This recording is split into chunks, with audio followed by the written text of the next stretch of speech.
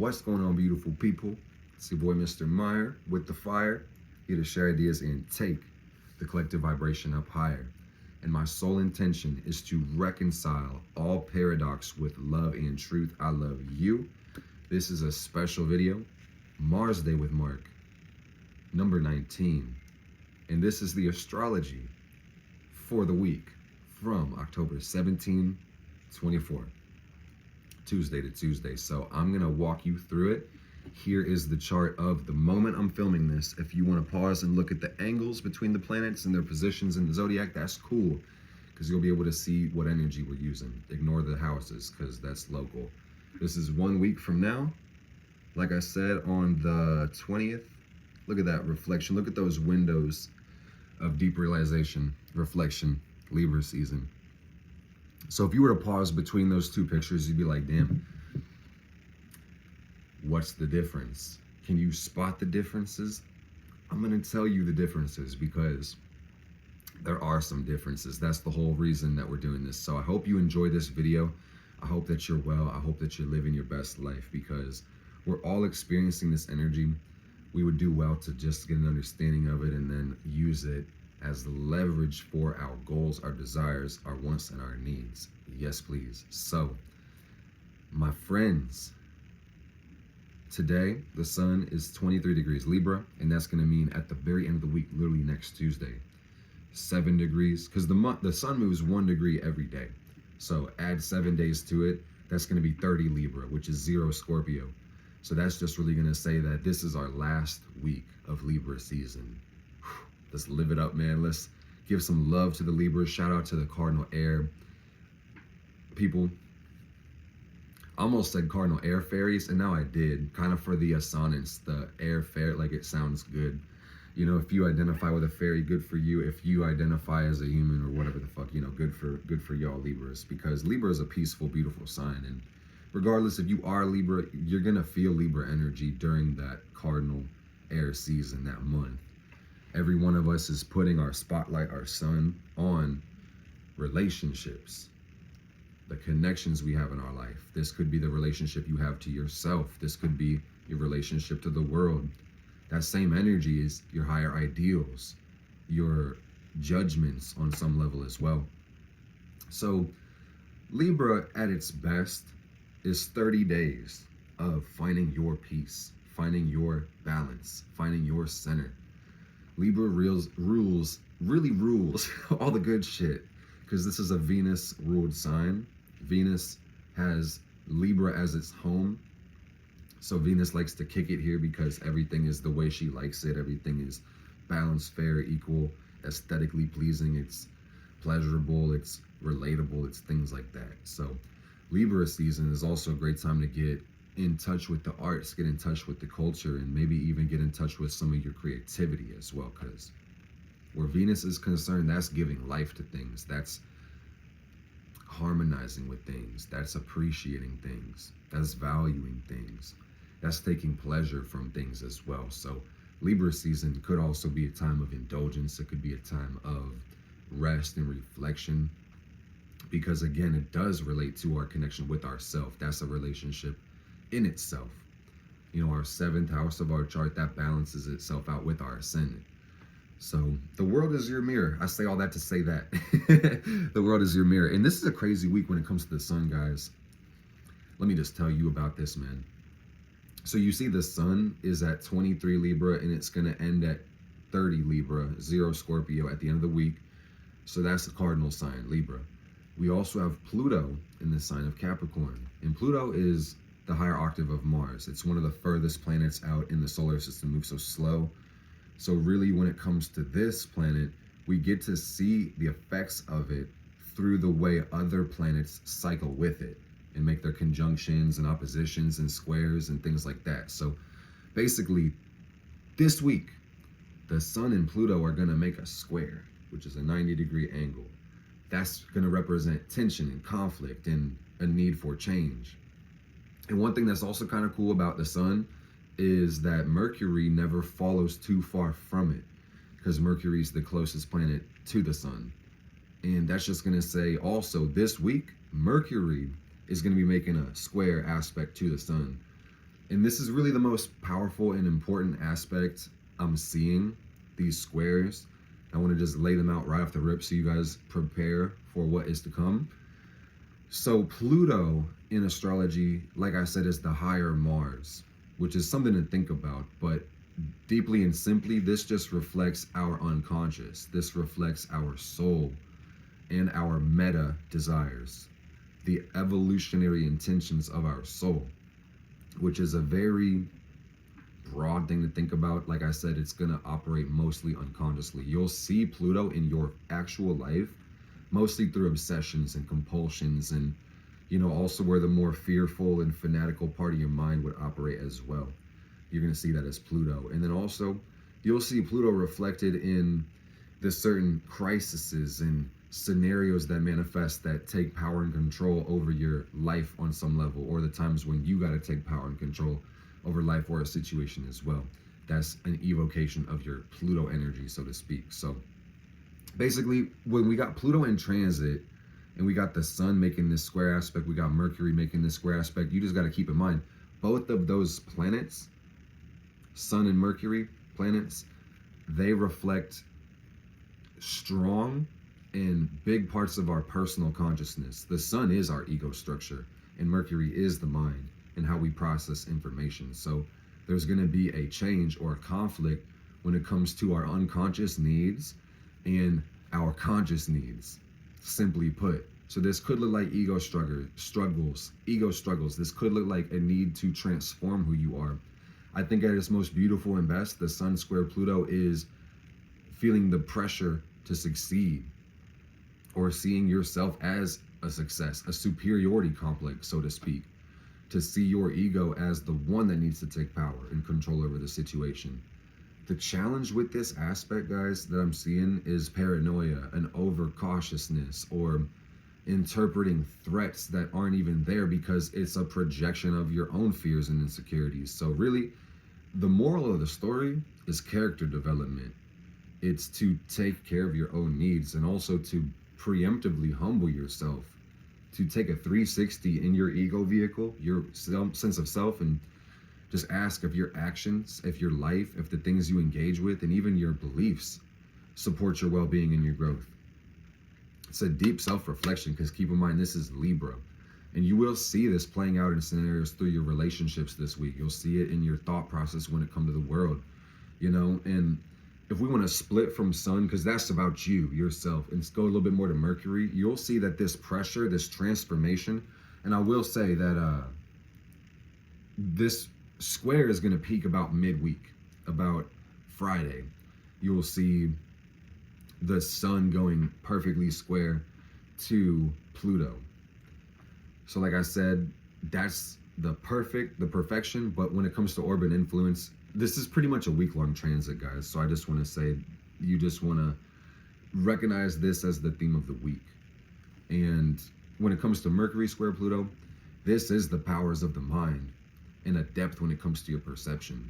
And you got to realize that not all information is good information. You may need to put blinders on, so to speak, when it comes to the things that you're perceiving. You may need to selectively filter out some of the observations that you have. You may need to stay focused on your work.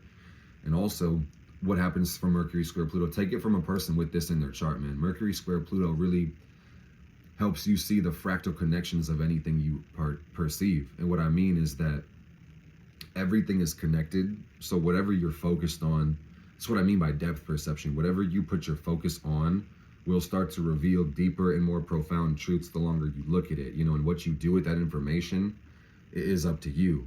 And like I said, this even again falls in the realm of not all information is good information, because even your day-to-day perceptions when it comes to Mercury square Pluto can carry so much meaning and data that you can be overwhelmed by it as well, and overstimulated too. So it's like, this is a really good angle to be distracted by, or also to get tunnel vision by, or to feel pulled in so many different directions, because again, no matter what you're looking at, you're already being confronted with the information of the conflict or the problem that's unconscious that's arising. So a lot of Mercury square Pluto people may try to avoid their problems and find out they inadvertently recreate them or run right into them, So I find with this week, slow the fuck down.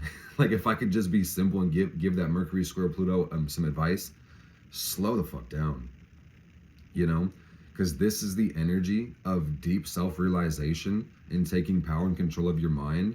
But if you are too fast and too unhinged or too, I just want to say scared, too scared to sit still and confront your mind, this is mental fucking breakdown energy. So before Mercury squares Pluto, let's just not do that. Let's just not be in the energy of that. Let's just be grounded. Let's be stable. Let's use astrology to our benefit and make these planets our bitch. For real. That's what it's about. That's what it's for. Okay? I say all that to say, our minds are going to be transforming this week. And that's very powerful, man. Freedom comes through the mind. Freedom does not come from the mind. One more time. Freedom comes through the mind. Freedom doesn't come from the mind. All right? And if we stay on the same page, we are going to go somewhere beautiful. All right. So I also want to say, when it comes to the moon, my friends, the moon is mooning. And it always do. And we just had a solar eclipse in the sign of Libra. And that just means that there is a magical portal in the sky. Intense energy. In the things that you do right now, if you stay focused, if you leave that bullshit alone, what you do right now will support your luck and blessings for the long-term future gain. So don't get distracted, man. Stay focused on the mission. Stay focused on the purpose. Stay focused on why the fuck you are here. Because when eclipses hit, we have to pay real close attention to the nodal axis. And while the moon is waxing this week, which means stay focused, take action, plant your seeds, and be intentional, the nodal axis says really the same shit, man. And this is a much longer phenomenon. North Node is in Aries, ruled by Mars and Scorpio, which says you have to go right to the heart of your desires. Eliminate and purge out anything from your life that gets in the way. Truly, man, take control over your life. What you're not changing, you're choosing. So when it comes to the South Node in Libra, we're going to see that relationships may have to go, or certain people-pleasing tendencies, or certain dynamics that we participate in that infringe upon our integrity. That can't be a thing anymore.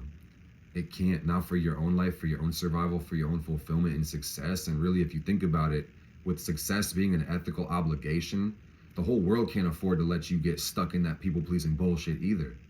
You know? You got a world full of people, but don't forget that you are one.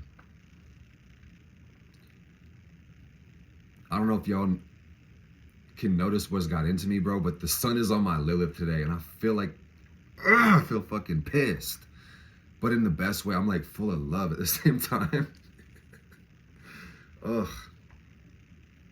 Lilith is going through some shit too, man. Let's keep going. Whew. I said to call it the elephant in the room. Something got into me. My transits are transiting. So one other thing about Mercury, this is really freaking cool. This is bonkers, bananas even, bazonkers, bazinga. Mercury goes into Scorpio on Sunday. And again, Mercury is all the powers of our mind and perception and how we get communication to and from the world and process and send information. So Mercury in Scorpio is very similar to Mercury square Pluto, but I will just say this is going to be our new theme. Is going to be about psychoanalysis, is control over perception, and also penetrating to the bottom of the thing that we perceive, wanting to see the hidden part of the things that is revealed to us within our life. You know, so again, you might find this with a success mentality or a need to dominate your life, or you might also find excessive worry and paranoia and fear when it comes to your thought processes as well. But another thing is, you know, obsession and compulsion when it comes to learning and acquiring information. It's like research, is need to investigate. It's where are all the facts, and not believing the surface level answer, to really explore and really plunge the depths to try to find anything hidden, anything powerful, you know. So another thing is, this could talk about words as weapons, words as manipulation. So, you know, you want to be very careful when it comes to the way that you communicate, and just make sure that you're keeping it straight up with people and not leading others on or putting others in a harmful position on some lack of integrity shit. But at the same time, you know, believe what people show you, because actions speak louder than words. And this could talk about people coming in and really telling you exactly what the fuck you want to hear, taking dominated. It's like, be careful when it comes to Mercury and Scorpio about these people that don't shut the fuck up. Somebody will just come and dominate the conversation and end up straight lining you down into a trap, you know? Let's not do that. So I'm not saying that to put fear in anybody's heart, but I'm just saying, you know, you gotta just make sure a duck is, sometimes when a duck looks like a duck, it's a fucking duck, you know? If you get what I'm saying. So like, hey, just be smart. But also on the same antithetical point, you know, you don't want to leave so much defensiveness inside of your own mind that you can't even listen to somebody when they're trying to communicate to you too. So life is a delicate balance. And that's what Libra is trying to tell us, man. So let me talk about the other inner planets right quick. Besides, yeah, let's get it. Let's get it. Okay, let's talk about Venus. I said besides, I said we'll see where we go. I'm getting ahead of myself. And that's really a Mercury square Pluto thing too, man. Don't get so fucking far ahead of yourself that you trip on top of your feet, because another thing with Mercury square Pluto, and Mercury is gonna be ruling over Venus. This is one thing you need to know about this, is that there's gonna be some interplay between these two planets, because Mercury rules Virgo. That's what I'm trying to say. So when it comes to our love nature, our values, the way that we really create our relationships, this Mercury square Pluto shit is in full effect. Mercury, Scorpio, full effect. 100%. So perfectionism tendencies is a very big theme. Wanting to have control over all the details too. Wanting to have control over all the parts of the process. And that is perfectionism. That's wanting to get a job done completely and to have full creative control over every part of the process. And that can even be intimidating, to see how much work is going to be done or entailed to get something done. And that can intimidate someone so much they don't even want to do the thing anymore too. So really, growth is systematic. Growth needs to be calculated. And really, if you can make it reproducible and able to be cataloged and recreated, that's going to be able to help us have a mastery over these things, which is really what this energy is talking about, is to gain full control over the knowledge.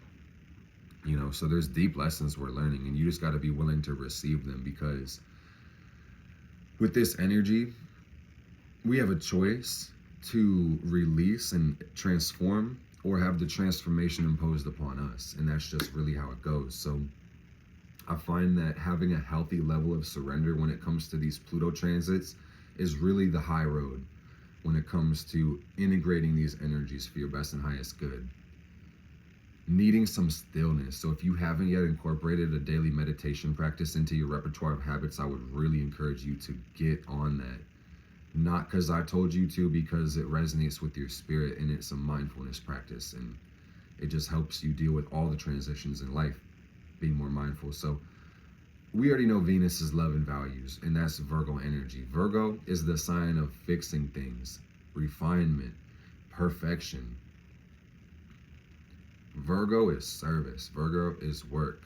Virgo is skills as well. And I just see that when Venus is in Virgo, it's high standards. It's needing to get your needs met. It's not settling for things that are totally bullshit. And again, with this placement and every placement, there's spectrums of possibilities. And even anything I say, because of the law of polarity, will have an antithesis. And I find that while Virgo Venus can be very discriminate and very nitpicky and very choosy when it comes to the love that it gives and is willing to receive, Virgo Venus can also be very indiscriminate. No fucks given. Anybody gets it, because there's such a deep need for love, a specific need for love. And this can even be reinforced by feelings of shame or guilt or humiliation because of feeling love through your skills, that people may feel the need to just give all their love just because love exists, you know? So you want to love through trust and self-respect. And some people just like to be humiliated. I'm just calling it out. It's not a bad thing or a good thing, but I just say when it comes to these energies, like the Venus and the Mars, the real important thing is to use your integrity. And that really, I think, would just say, be honest. I don't want to tell anybody what they need and should do, because how the fuck do I know? But I really find that if we're more honest with each other, the world would just be a better fucking place. But, you know, this talks about loving people honestly and finding a love that is symbiotic, that serves both people's needs, that's practical and useful, you know, where two people can grow together. Because the Virgo archetype, it really can reflect those relationships that are sadomasochistic, or it revolves around one partner dominating the other one or serving the other person. And it's like, again, there's so many fucking relationships out here, y'all. I'm just trying to make it clear. You do you. If what you do harms nobody, and there's an understanding, I don't think there's really any harm to be done, you know? I just say on the antithesis, this Virgo Venus energy looks like loving somebody as hard as you fucking can, putting service and work into it, just hard enough to get them to value, appreciate, and connect with you. It's like Venus is our love nature, guys, but hear me clear when I say this. Venus is gonna show you the types of manipulation you're interested in engaging with to gain love from other people as well. So Virgo Venus, be careful about people doing way too fucking much for you, all right? Or you trying to do way too fucking much for somebody, all right? Just because you feel the need to be good, to be seen as useful, to be seen as liked, loved, helpful, so to speak, you know? And Venus has been moving. She starts today at 7 degrees Virgo. She'll be at 14 degrees at the end of the week. So she's making her merry way along, you know, and I will say that she crossed over Lilith not too long ago. Lilith is the apogee of the moon, our dark moon, our deep needs. And Lilith is in Virgo at the very beginning of this constellation. So I will just say that there's an unrepression of emotion that's coming on right now. And it does revolve our self-worth. It does revolve how we see ourselves as meaningful and how we see ourselves contributing to life as well. So guilt and shame and pain is being released. All the energy in the sacral, the sixth house, the gut microbiome, that's going to be expelled through these 9 months of Lilith Virgo. But you'll also see that through our love natures, you know, because of this Venus energy. And Lilith opposing Saturn right now does feel like deep isolation. It's really interesting to see an opposition in the sky, because just like when you're sitting in between two people, you can't really look at one or the other, or you can't look at both. You can only look at one or the other, but you're still feeling both energies on both sides. So on one side, we have Lilith, which represents a deep, in Virgo, a deep need to create service and to work on our health and to maintain control over our life. And then we've got Saturn and Pisces on the other side, which also talks about the world forcing us to submit to spirit, you know? And this is a conflict. Definitely a conflict. So I think what needs to be done is to guide life on some form of higher principles, so you can have faith to be able to trust the divine, and to know that as long as you are working through your mind with honesty, spirit knows that you are doing your best, walking in the way that you understand to be good. And under that circumstance, man, there's nothing to fear, nothing to be guilty about, if you really think about it. So let's talk about Mars and Scorpio, because Mars is our desires. Mars is how we take action in our life, all right? And Mars just got into Scorpio, which is its home. So Mars is really having a good time operating as it should. And this planet does control our willpower and in the direction of our choices and kind of the mode in which we make those as well. And Scorpio is really, again, the deepest, most profound sign. Its modern ruler is Pluto.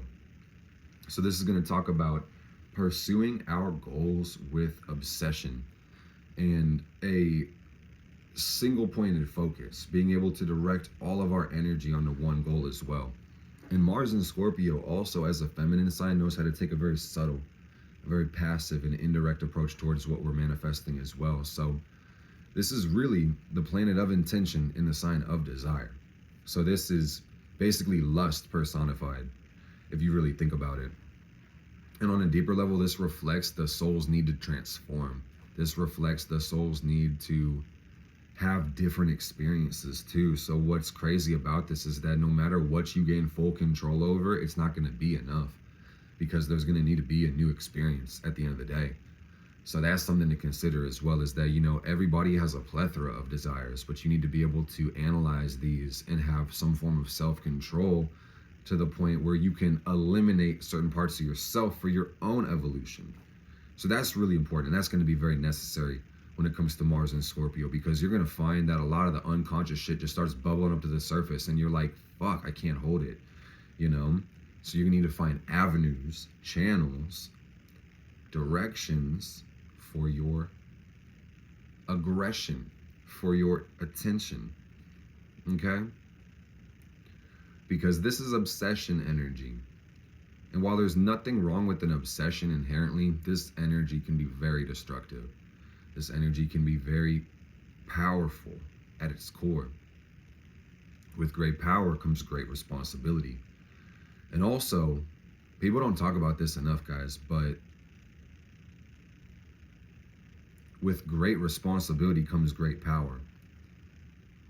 It's like you don't just get the power and then have to be responsible. You have to be responsible to get the power. You hear what I'm saying? That's the only way that that shit works, man. I don't know if y'all heard that in the background, but that's Confirmation Cat. Come here, baby. Yes. Confirmation Cat. Confirmation Cat in the house. Say hi to Mira, everybody. You thought Mira wasn't going to show up today, and you were mistaken. And she would, okay, there we go. Yep. Just enough Mira. Freedom through responsibility, not freedom from it. Separating from the bullshit is really what I take from it. Mars in Scorpio says, cut off and eliminate anything that's holding back your evolution. No bullshit. If I could give that message as simply as possible, that's what that shit means. How that plays out for you is up to you. Or it's not up to you, but that's up to you and life and God and all that. But what you do with it, more power, more love, more wisdom to you, man. May you just make a choice that supports the best and highest good of all. And Jupiter, when we're talking about these inner planets, I do want to talk about Jupiter, because Jupiter is ruling over Saturn, and there are some interesting dynamics when it comes to the backdrop of our solar system. And because these haven't moved around too much, I find I've been talking about them less, but I want to make sure we're on the same page still. Jupiter is really like the opposite of Mercury. If Mercury rules the left part of your brain where you think, analyze, and process, you know, Jupiter is the right part of your brain where you reason, intuit, and philosophize. I believe that's a word. Even if it isn't, you understand intuitively what I mean because of the because of the Mercury energy that you have, you know? Mercury's perception, Jupiter is reasoning. All right. So when you look at Jupiter in the sky, it's really going to show us how everybody's learning. And because of how this energy operates for everybody, it's really how we are unconsciously guided towards expansion, experience, new information, just life in general. Jupiter can represent our faith. It's our spiritualizing, how we're connecting to higher truths. All right. And Jupiter is in Taurus, which is the first earth sign. It's all about Earth itself. Taurus is fixed Earth. It's all about being grounded and stable and calm and chill as fuck, man. So you got to remember when Jupiter's in Taurus that while you may feel this unbridled, restless energy to go out and get the bag, to go work on your stability, you can always afford to slow the fuck down. You can always afford to take a deep breath. You can always afford to enjoy your fucking life, man. At the end of the day, it's an emotional experience and you do need to enjoy things. But at the same time, you need to be logical and stable and not too much when it comes to indulging. Because wherever Jupiter plays out, we can go to extremes. And that's what you need to consider, is that Jupiter and Taurus can be hedonistic. Jupiter and Taurus can be extravagant. It can splurge. And while that's not a problem every now and then, it's a time and a place thing. It's under certain circumstances. And once again, with great power comes great responsibility. So you have to be able to restrict and maintain appropriately. All right. But above all else, trust. Get spiritual with your money. understand the metaphysical principles towards supply and demand and source, and once again supply, but also don't be so woo-woo delusional, because Jupiter rules Pisces, by the way. Don't be so woo-woo delusional, ungrounded, way up in the air in la-la land to the point where you don't actually balance your goddamn checkbook or look at the fucking accounts or make a plan or run your bills and expenses to make sure that you actually know how much fucking income you need to hit your goals. Like, it's really that simple. Slow the fuck down, connect with Mother Earth, get your money right, get your health right. Jupiter Taurus gonna bless every fucking body that wants it. You know, the food is on the table. Do you want to eat is really how Jupiter Taurus feels. Like, there's a abundance.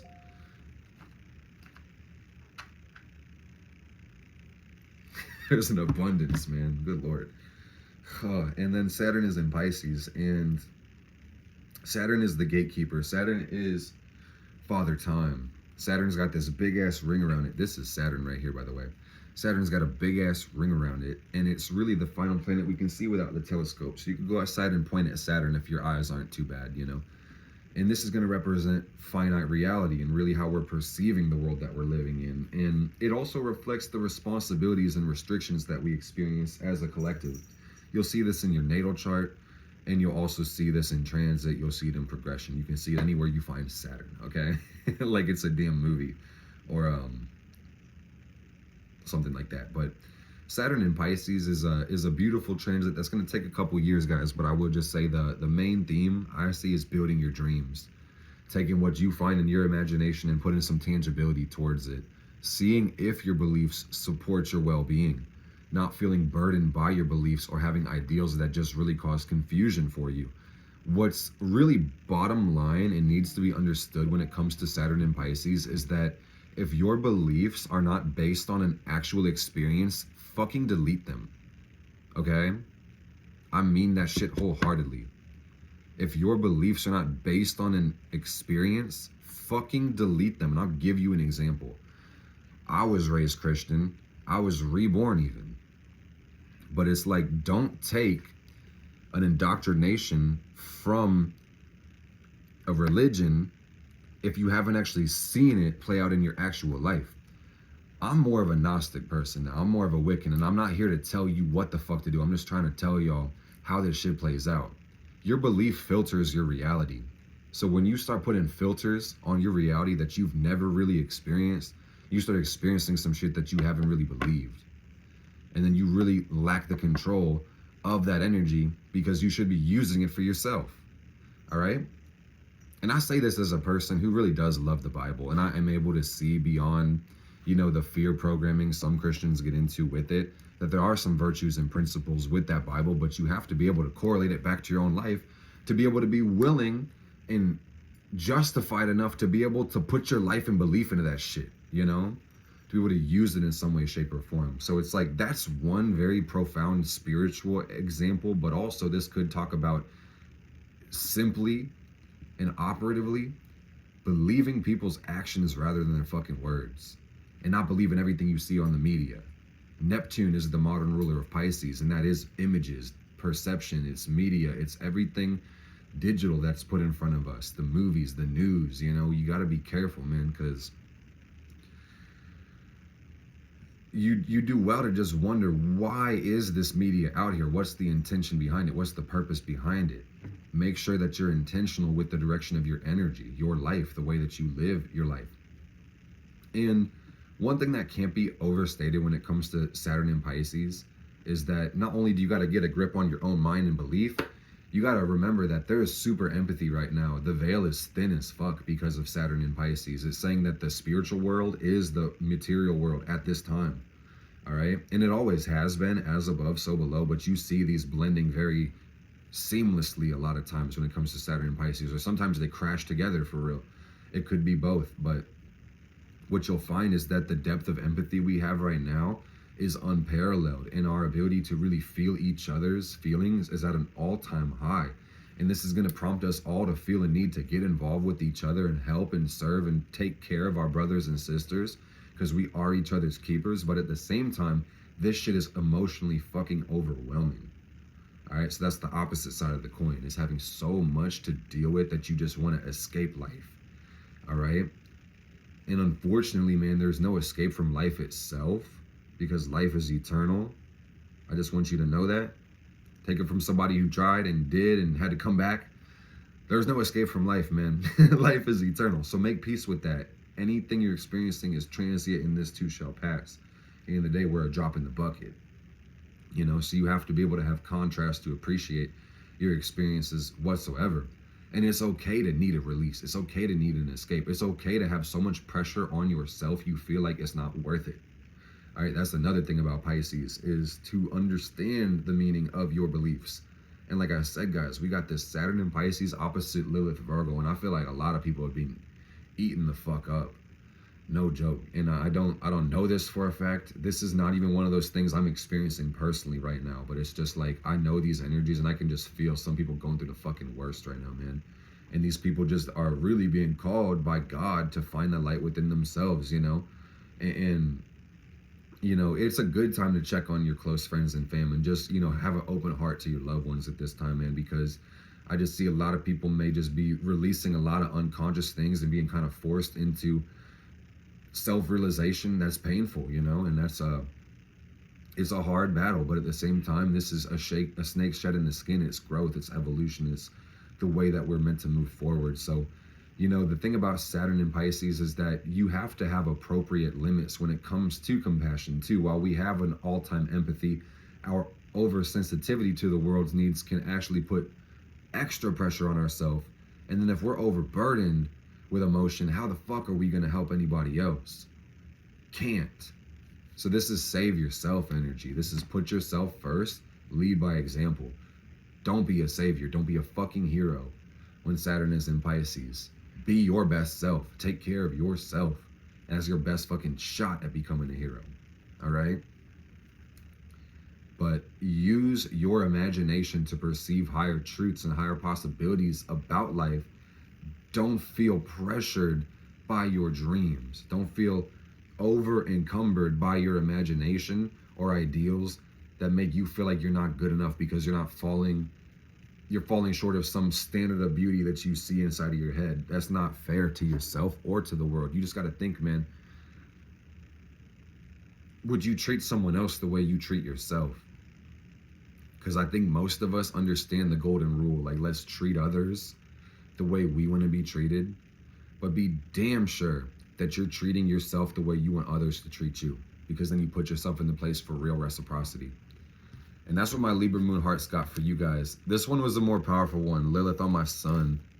I love you guys so much. I hope that you enjoyed this video. Please leave me a like, leave me a comment. Let me know what you thought. I want to thank you guys for watching this video. All the love and the support. All the new members joining Simplified Astrology in the Discord. If you haven't yet joined, I would encourage you to do so. The link is going to be in the description on this video. That's our astrology course. That's my one and only course where I'm dropping all my keys and gems and sauce and recipes into that course. So you guys are gonna get onto that if you're not yet a member. I thank you guys from the bottom of my heart. I'll see you guys in the next one. And that's number 20. Okay. Blessed be, blessed we. Yes, indeed.